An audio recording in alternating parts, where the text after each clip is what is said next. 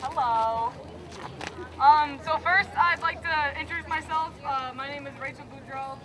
I'm one of the co-organizers of this event. First, I'd just like to start by saying thank you all for coming out and supporting this amazing and very important movement that is going on. So kudos to all you guys. Secondly, I'd just like to remind you guys that the media can paint us in a different picture than we see ourselves.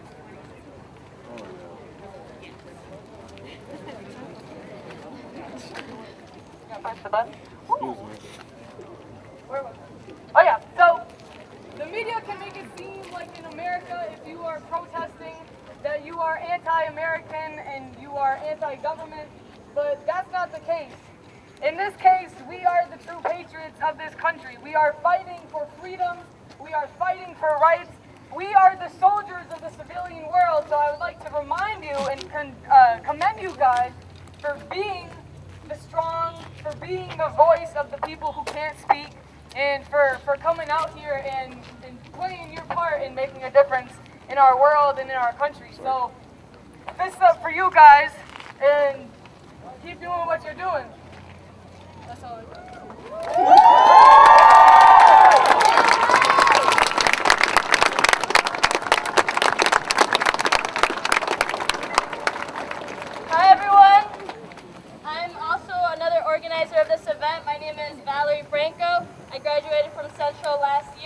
and I also want to thank you guys for being here. Thank the people around you for being here, for supporting the same cause as you.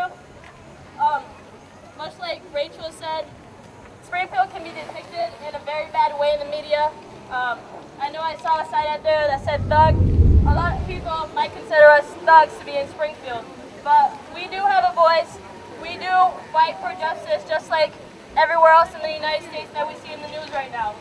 This is Springfield making history right now, and I want to thank you guys for taking that conversation from social media out into the streets.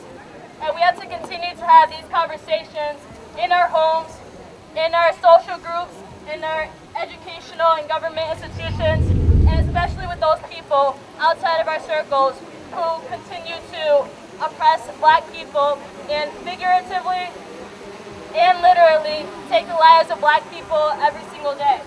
So, as you can see, neither of us here, me or Rachel, we're not Black. As you can see from the people around you, we have diversity in this crowd right here.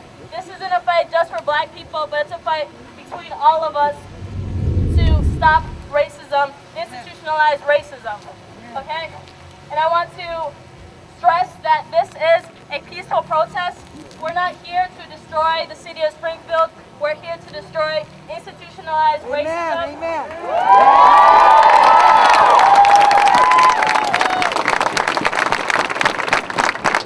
So we hope that all of you guys here helps maintain that peace throughout the entirety of this march and while we're at the police station, right? We don't need to create violence to have our voices be heard. Us right here is us having our voices be heard in a peaceful way. So thank you all for being here. Amen.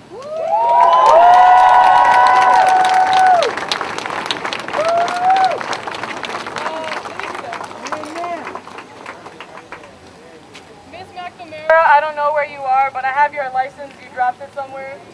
So Here, I'll give it to her now. okay, thank you.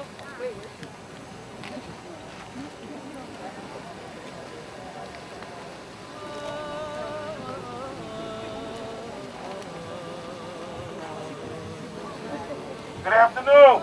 Good afternoon. Thank you so much. First of all, I want to thank these wonderful young people for organizing this event, for stepping up, getting involved, getting your voices heard. Understand this, to every one of you young people that are here today, you are the ones that effect change. That's right. You are the ones that cause systems to change. You Amen. are the ones that change America. Yes, yes. You hear a lot about Dr. King. Understand that Dr. King, when he led the Montgomery bus boycott as a young preacher.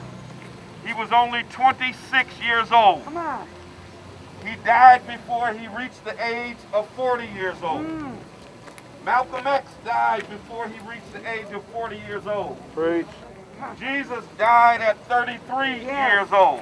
Come on. Young people changed the course of history. Yes.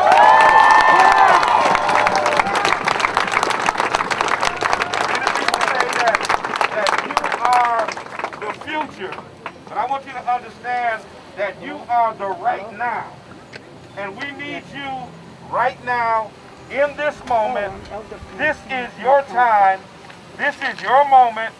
This is when you demand social change in America so that you don't have to face it, your children don't have to face systemic racism, that you don't have to worry about the knee of white supremacy being pressed against the neck of black and brown people, and that you can continue to breathe and live healthy and wholesome lives. And so we come here in solidarity with the rest of the nation. Yes, we come because of the horrific murder of George Floyd, but we understand this is about more than George Floyd. Yep. This is about Sandra Bland and Tamir Rice and name. Trayvon Martin, and right here in Springfield, this is about Taheem Goff and Ben Schofield, and this is about names and we never put a hashtag behind that have suffered under the tyranny of police brutality in America for far too long. And so we have come to say no more. Finally, let me say this. Though the eyes of scrutiny are on the Minneapolis Police Department right now, understand we got a problem right here in Springfield, Massachusetts. Preach. It's a problem when young people get harassed by our local police department. Yes. It's a problem when black people and brown people are profiled by our local police department. Preach. It's a problem when police officers beat 4 black men at Nathan Bill, and then the police department covers up the crime. Preach. It's a problem when the mayor of the city stands in cahoots with the police department in covering up the crime, and the Attorney General of Massachusetts has to bring charges that the local district attorney refused to bring. Preach.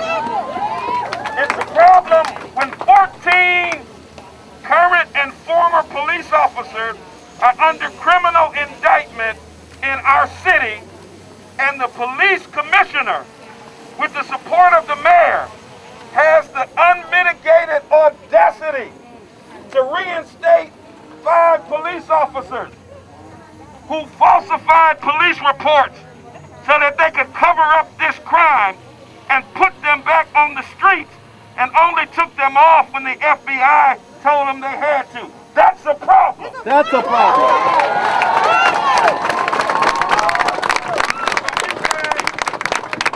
We say no rogue police officers in Minneapolis, no rogue police officers in New York City, no rogue police officers in Baltimore, and no rogue police officers in Springfield, Massachusetts.